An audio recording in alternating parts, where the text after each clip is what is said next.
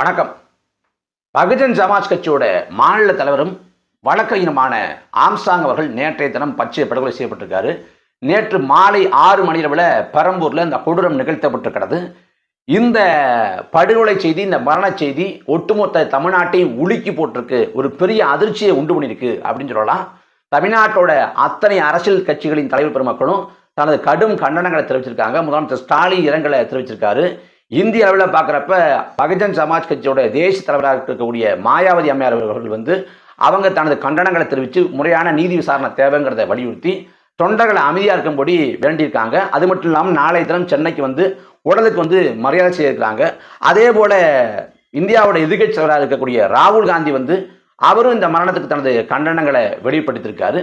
இப்படி தமிழ்நாடு மட்டுமல்லாது இந்திய அளவில் பேசுபொருளாக இந்த மரணம் மாறி இருக்கிறது. ஆனால் இந்த மரணத்தை, இந்த படுகொலையை சர்வசாதாரணமாக நிகழ்த்திட்டு போயிருக்கு கூலிப்படை. அதாவது நேற்று மாலையில் பெரம்பூரில் அவர் புதிதாக கட்டி கொண்டிருக்கக்கூடிய வீட்டுக்கு வாசல் இருக்கார். அவர் குடியிருக்கக்கூடிய இடம் அயனாவரம். ஆனால் அவர் பழைய வீட்டை புனரமைப்பு பண்ணி அந்த வீட்டை பராமரித்து கொண்டிருக்காரு.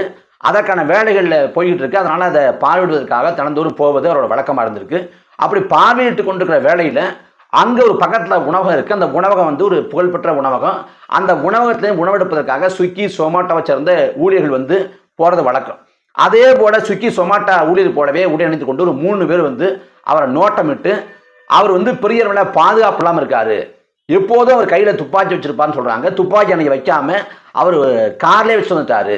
அதே போல் பெரிய அளவில் ஆட்களோட இல்லை, ஒரு 3 பேர் தான் இருக்கார். இந்த நேரத்தில் போனால் அவரை கொண்டுடலாம் அப்படின்னு திட்டமிட்டு பல நாட்கள் நோட்டமிட்டு பல நாட்கள் திட்டமிட்டு வந்தவங்க இதுதான் சரியான தருணம்னு உடனடியாக போய் அந்த இடத்துல என்ன அவர் மேலே கடுமையான தாக்குதலை சராமரியாக விட்டிருக்காங்க. குத்தியூரும் கொலையுருமாக சரிஞ்சு விழுந்திருக்காரு. உயிருக்கு போராடி கொண்டு அவரை சென்னை கிரீன் சாலையில் இருக்கக்கூடிய அப்பல்லோ மருத்துவமனை சேர்க்குறாங்க. சேர்த்தும் அவர் சிகிச்சை பலன் இல்லாமல் இறந்து போயிடுறாரு. அவர் இறந்து போன செய்தி கேட்ட உடனே அவரோட தொண்டர்கள்லாம் சென்னை முழுக்க கொதிச்சு போய் பல இடங்களில் அவங்க தர்ணா போராட்டம் நடத்துனாங்க, சாலை மறியல் பண்ணுறாங்க. சென்னை ஒரு பதற்றமான சூழலுக்கு மாறுது. குறிப்பாக வட சென்னை இந்த பெரம்பூர் பகுதியில் கடைகள் உடனடியாக மூடப்படுது, காவல்துறை குவிக்கப்படுது, எல்லா இடமும் கண்காணிப்பு உள்ளாக்கப்படுது. அவரோட தொண்டர்கள் சாலை இறங்கி போராட்டம் பண்ணி உளவுத்துறை என்ன பண்ணுது, காவல்துறை என்ன பண்ணுது, எங்கள் தலைவருக்கே பாதுகாப்பு இல்லையா அப்படின்னு சொல்லி அவங்க கொதிக்கிறாங்க. அண்ணாமலை இன்னைக்கு தேசிய கட்சியோட மாநில தலைவராக இருக்காரு. அதே ரேஞ்சில் தான் எங்கள் தலைவர் இருக்காரு. எங்கள் தலைவரும் ஒரு தேசிய கட்சியோட மாநில தலைவர். அவர் உயிருக்கே பாதுகாப்பு இல்லையா, அப்போ தமிழ்நாடு அரசு என்ன பண்ணுது, இதுதான் சட்ட ஒழுங்கு லட்சணமா அப்படின்னு கொதிச்சு போய் அவங்க சாலை இறங்கி போராட்டம் பண்ணாங்க. குற்றவாளிகள் உடனடியாக கண்டுபிடிக்கப்படணும் அப்படின்னு கோரிக்கை வச்சுருந்தாங்க. ஆனால் நேற்று இரவே நாங்கள் தான் கொன்னோம் அப்படின்னு சொல்லிட்டு ஒரு 8 பேர் போய் அவங்க காவல் நிலையத்தில் சரணடைஞ்சிருக்காங்க. அப்படி 8 பேர் சரணடைஞ்சப்ப இவங்க தான் கொண்டிருக்காங்க என்பது போல முதல்ல சொல்லப்பட்டது. ஆனால் அதற்கு பிறகு அதை பகுஜன் சமாஜ் கட்சி தரப்பிலேயே மறுத்திருக்காங்க. கொலையாளிகளுக்கும் உண்மையான கொலையாளிகளுக்கும் சரணடைஞ்சவங்களுக்கும் எந்த தொடர்பும் இல்லை, இவங்க உண்மையான கொலையாளிகள் கிடையாது, உண்மையான கொலையாளியை கண்டனம்னு சொல்லிட்டு பகுஜன் சமாஜ் கட்சியோட அந்த மாநில நிர்வாகி குழு ஒரு அறிக்கை கொடுத்துருக்காங்க. அது மட்டும் இல்லாமல் இந்த மரணம், இந்த படுகொலைங்கிறது ஒரு அரசியல் படுகொலை, இதுக்கு சிபிஐ விசாரணை வேணும் அப்படின்னு வெளியிட்டிருக்காங்க.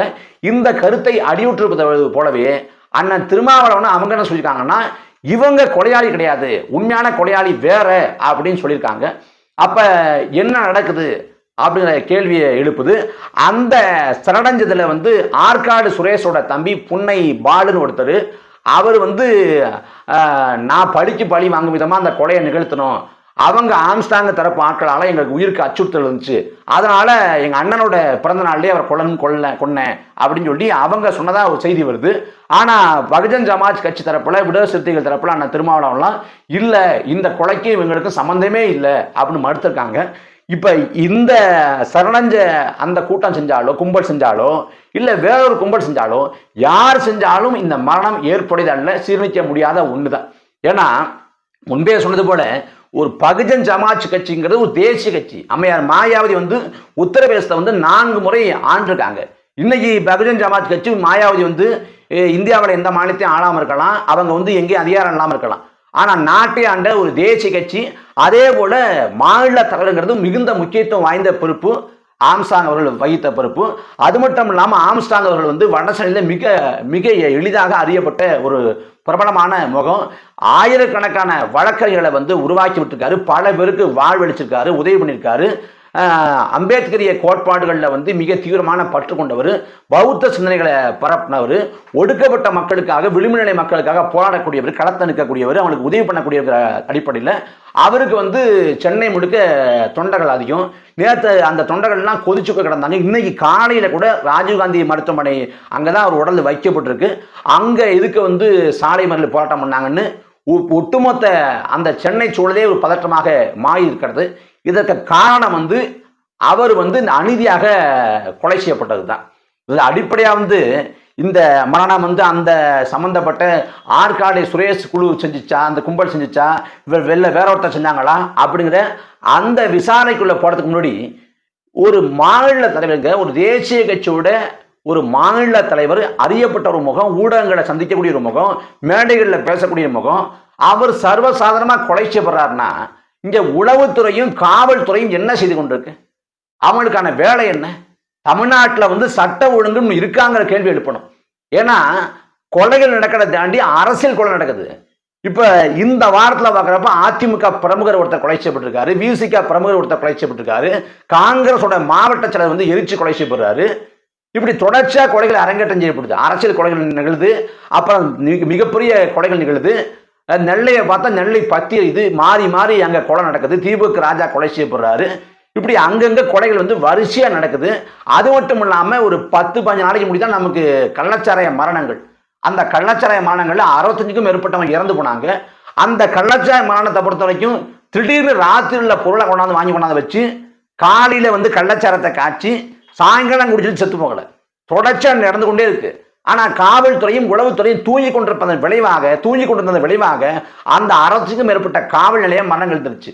அதே போல தமிழ்நாடு முழுக்க சர்வசாதாரணமாக ரவுடிசம் தலை தூக்கி நிற்குது, சர்வசாதாரணமாக. இப்ப ஒரு கொலை பண்றான் அப்படின்னா அவன் கை செய்யப்பட்டு உள்ள போடப்பட்டான்னா, உள்ள சிறையில் அடைக்கப்பட்டான்னா குறைஞ்சபட்சம் வெளில வர்ற 2 மாசம் 3 மாசம் ஆகும். அப்படி வெளில வந்த பிறகு அந்த கொலை செஞ்சதற்கான அந்த தண்டனை நீதிமன்றம் கொடுத்திருந்தா அவனுக்கு இன்னொரு கொலை செய்கிற எண்ணம் வராது, அதற்கான வேலையும் இருந்திருக்காது. ஆனா ஒரு கொலை செஞ்சுட்டு அந்த கொலை வழக்கில் தப்பிக்கிறான், மறுபடியும் கொலை செய்யறான், அந்த கொலை வழக்கில் தப்பிக்கிறான். இப்படி ஒரு ஆள் மேல 5 கொலை வழக்கு 10 கொலை வழக்குன்னு இருக்கு. அவன் இந்த சமூகம் எப்படி அங்கீகரிக்குது, ஊடகங்கள் எப்படி அங்கீகரிக்குது? பிரபலமான ரவுடியில் என்ன பிரபலத்தன்மை? கொலை செஞ்சவனை, ஒரு உயிர் எடுத்தவனை, இன்னொருத்தனை தாக்கி அழிச்சவனை எப்படி பிரபலம்னு சொல்லி இந்த சமூகம் கொண்டாடுது? ஊடகங்கள் எப்படி அந்த அடைமொழியை கொடுக்குது? அப்ப சாதாரண 10 கொலை செஞ்சுட்டு சிறைக்குள்ள இல்லாம வெளில உழவ முடியுது. இப்படி தொடர்ச்சியா பல கொலைகள் செய்யறவன் சட்டப்படி தண்டிக்கப்படாம அவன் வந்து விசாரணை சிறைவாசியா இருந்து 2 மாசம் 3 மாசத்துல வெளில வந்து அப்புறம் அந்த சம்பந்தப்பட்ட கொலையில உரிய சாட்சியம் நிறுத்தப்படாதால அந்த கொலை வழக்கில் தப்பிக்கிறான். கொலை நடந்துருது, ஒருத்தர் இறந்து போறாரு, ஆனா யாரு கொண்டு தெரியல, வழக்கு நிக்க மாட்டேங்குது. இதன் விளைவாக பல பேரை கொண்டு பல ரவுடிகள் உருவாகிறான். இந்த ரவுடிசத்தை, இந்த கூலிப்படை கலாச்சாரத்தை ஒழிச்சாதான் இது போன்ற மரணங்கள் நிகழ்த்தப்படுறது, இது போன்ற கொலைகள் நிகழ்த்தப்படுறது தடுக்கப்படும். இப்ப ஆம்ஸ்ட்ராங்கை இழந்து அவரோட தொண்டர்கள், அவரோட அனுதாபிகள், அவரோட உறவுக்காரங்க, நண்பர்கள்னு பல பேர் கதறாங்க. ஆனா சர்வசாதாரணமா அவர் கொலை பண்ணிட்டு போயிட்டான். இப்ப என்ன பண்ண போறதுக்கு? சட்ட ஒழுங்கு சரியா இருந்தா இப்படிப்பட்ட நிலைமை வந்திருக்குமா? சட்ட ஒழுங்கு இருக்கான்னு கேட்கிற நிலைமை இருக்கு. இன்னைக்கு காலையில பாக்குறப்ப நியூஸ்7 தொலைக்காட்சிக்கு வந்து ஒரு பேட்டி கொடுக்குறாரு. யாருன்னு பார்த்தா அமைச்சர் பெரியசாமி. அவர் சொல்றாரு, தமிழ்நாட்டில் சிறப்பான ஆட்சியை கொடுத்துக்கிட்டு இருக்காரு, 2026 அதிமுக காரங்க கூட திமுக வந்துருவாங்க, அந்த அளவுக்கு சிறப்பான ஆட்சியை வந்து ஸ்டாலின் கொடுத்துக்கிட்டு இருக்காரு. இங்க வந்து தமிழ்நாடு அமைதி பூங்காவாக திகழுது, இங்க எந்த பிரச்சனையும் இல்லைங்கிறாரு. நேற்று இரவு ஒரு அரசியல் கட்சியோட தலைவர் வந்து பச்சை படுகொலை செய்யப்பட்டு ஒட்டுமொத்த தமிழ்நாடு முழுக்க ஒரு அதிர்ச்சி ஏற்பட்டு சென்னை பதட்டத்துக்குள்ள ஆயிருக்கிற வேலையில தமிழ்நாடு அமைதி பூங்காவா திகழ்துன்னு ஒரு அமைச்சர் சொல்றார். இது என்ன மனதில்லை? அப்ப இந்த மரணங்களுக்கு அரசு தான் பொறுப்பேற்கணும். ஏன்னா காவல்துறையோ உளவுத்துறையோ அவங்க ஒழுங்காக செயலாற்றிருந்தா இப்படிப்பட்ட ஒரு மரணம் நிகழ்ந்துட்டது. அவர் உயிருக்கு அச்சுறுத்தல் இருக்கு, அவர் உயிருக்கு பாதுகாப்பின்மை இருக்குங்கிறது உளவுத்துறைக்கு தெரியாதா? அந்த உளவுத்துறை வந்து காவல்துறைக்கு தகவல் சொல்லலையா? அந்த காவல்துறை வந்து அவருக்கு எச்சரிக்கை கொடுக்கலையா? அவருக்கு பாதுகாப்பு கொடுக்க முன் வரலையா? என்ன நடந்துச்சு? யார் தவறு பண்ணா? இதுல ஐயா ஸ்டாலின் வந்து நாங்க உடனடியாக கைது பண்ணிட்டோம். நீங்க கைது பண்ணல, அவனா போய் 8 பேர் சரணடைஞ்சிருக்கான். அந்த சரணடைஞ்சவங்களும் உண்மையான குற்றவாளி இல்லைன்னு அந்த பகுஜன் சமாஜ் கட்சி சார்பிலேயே மறுத்திருக்கிறாங்க. அப்ப என்ன செய்ய போறாங்க? ஊடகங்கள் பேசுபொருளாக இருக்கிற வரை இது குறித்து கவனம் இருக்கும். ஊடகங்கள் பேசாம விட்டா நம்ம அடுத்த பிரச்சனை நோக்கி போயிடுவோம். அப்ப எல்லாத்துக்கும் யார் பொறுப்பேற்கணும்னா தமிழ்நாட்டின் முதலமைச்சர் ஐயா ஸ்டாலின் தான் தார்மீக பொறுப்பேற்கணும். ஏன்னா பொதுவாக ஒரு பொது புத்தி உண்டு. திமுகவோட ஆட்சினா இங்க சட்ட ஒழுங்கு சரியா இருக்காது, இங்க வந்து மிக மோசமா இருக்கும், கொலைகள் நடக்கும், ரவுடிசம் பெருகும், கட்ட பஞ்சாயத்து பெருகும் அப்படின்னு சொல்லுவாங்க.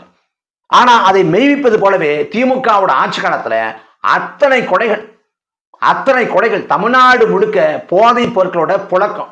கஞ்சா, அபின், மெத்து, போதை ஊசி, போதை மாத்திரை, போதை சாக்லேட்டு, இப்படி எல்லாமே தமிழ்நாடு முழுக்க புழக்கத்தில் இருக்கு.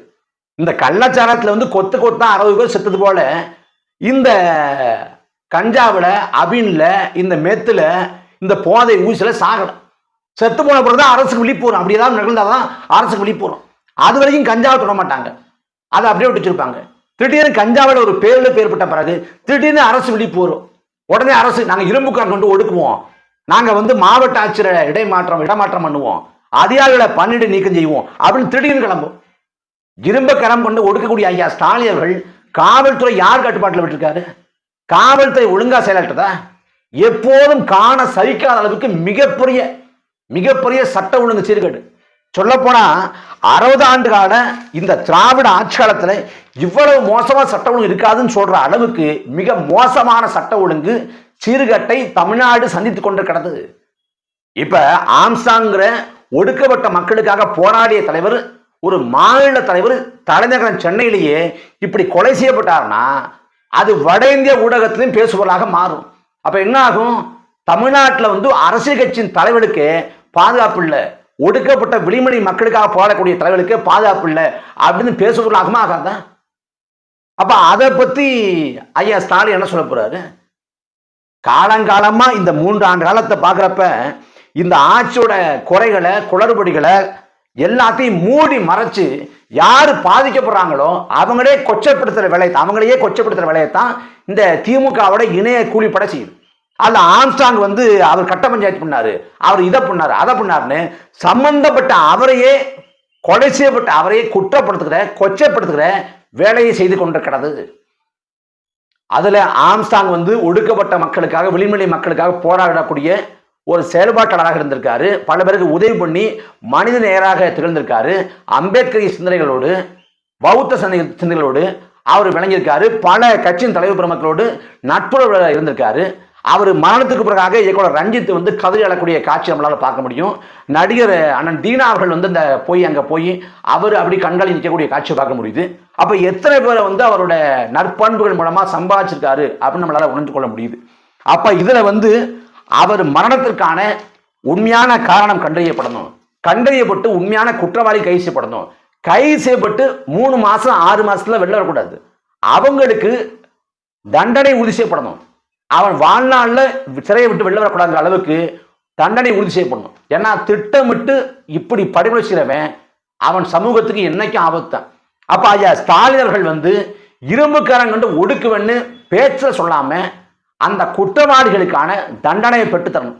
அதுதான் உண்மையான நீதியா இருக்க முடியும்.